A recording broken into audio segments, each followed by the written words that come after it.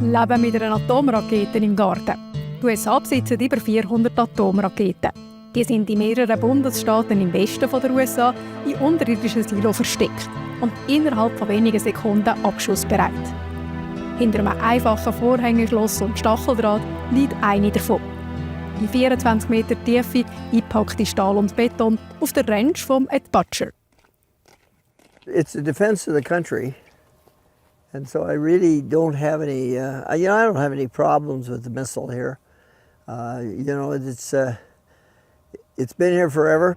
Im Bundesstaat Montana sind 150 Interkontinentalraketen versteckt. Für Ed Butcher kehren sie zum Haus. 1962 hat die Armee seinem Vater ein sehr gutes Angebot gemacht.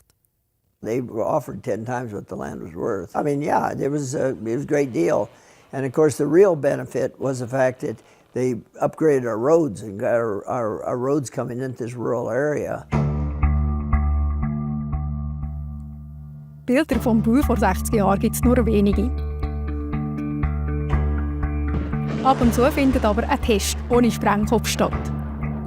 Zum zeigen, wir sind parat. Jetzt werden gerade verschiedene Strassen und Brücken renoviert und verbreitert. Auch das Raketensystem wird schon gleich modernisiert.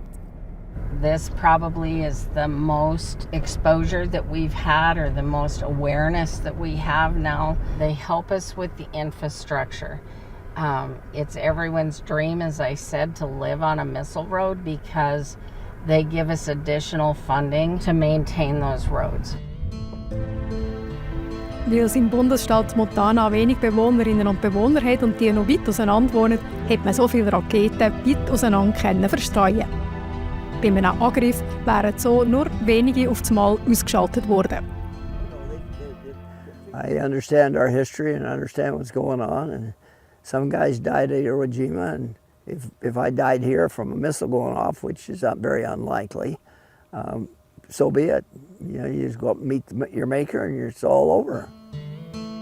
Bedrohlich wirkt hier in Montana kaum etwas. Und doch ist die Nuklearabschreckung 80 Jahre nach Hiroshima aktueller denn je.